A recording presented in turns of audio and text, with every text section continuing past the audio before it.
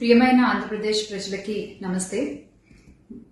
జరిగిన ఎన్నికల్లో ప్రజలు ఇచ్చిన తీర్పుని స్వాగతిస్తున్నాము. ఖచ్చితంగా ఈ క్షేత్ర స్థాయిలో జరిగినటువంటి ఎన్నికల్లో ప్రజలదే అంతిమ తీర్పు. మీ తీర్పుని ఖచ్చితంగా స్వాగతిస్తున్నాం, గౌరవిస్తున్నాను. ముందుగా అఖండ విజయాన్ని మూటగట్టుకున్న కూటమికి ధన్యవాదాలు. పెద్దలు నారా చంద్రబాబు నాయుడు గారికి, అలాగే పవన్ కళ్యాణ్ గారికి, బీజేపీ సభ్యులందరికీ, పురంధరేశ్వరి గారికి, అందరికీ కూడా హార్దిక కృతజ్ఞతలు తెలియజేసుకుంటున్నాము. అలాగే వైసీపీ గెలుపు కోసం కష్టపడ్డ ప్రతి కార్యకర్తకి, ప్రతి ఒక్కళ్ళకి, వైసీపీ కుటుంబం మొత్తానికి కూడా పేరు పేరున ధన్యవాదాలు.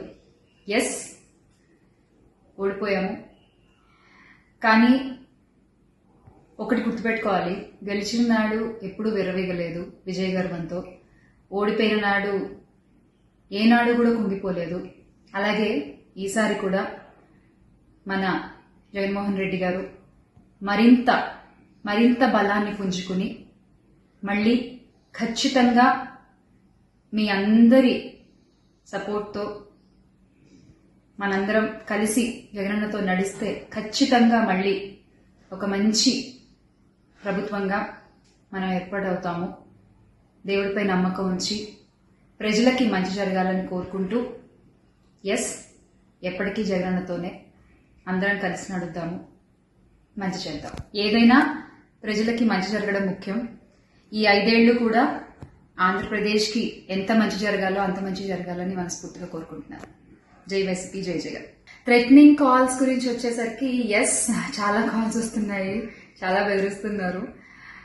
ఒక రకమైన భయంగానే ఉంది నాకు కూడా.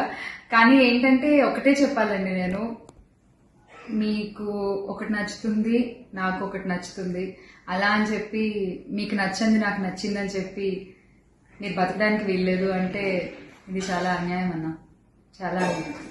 సో ప్లీజ్, దయచేసి ఏది కూడా వ్యక్తిగతంగా తీసుకోవద్దు. నేను వ్యక్తిగతంగా ఎవరిపైన విమర్శలు చేయలేదు, చెయ్యను కూడా. ఎప్పటికీ నాకు చాలా గౌరవం ఎవరన్నా కూడా. వ్యక్తిగత విమర్శలు ఏవి నేను ఎప్పుడు చేయలేదు, చేయను, మళ్ళీ చెప్తున్నాను. సో దయచేసి మీరు కూడా ఏది పర్సనల్గా తీసుకోవద్దు. ఎస్, ఒక పార్టీని గెలిపించేటువంటి ప్రయత్నంలో నేను ఎంత చేయాలో అంతా చేశాను, ఉన్నదే చెప్పాను, లేనిది ఎక్కడా మాట్లాడలేదు. దయచేసి దాన్ని మీరు అర్థం చేసుకుంటారని కోరుకుంటున్నాను.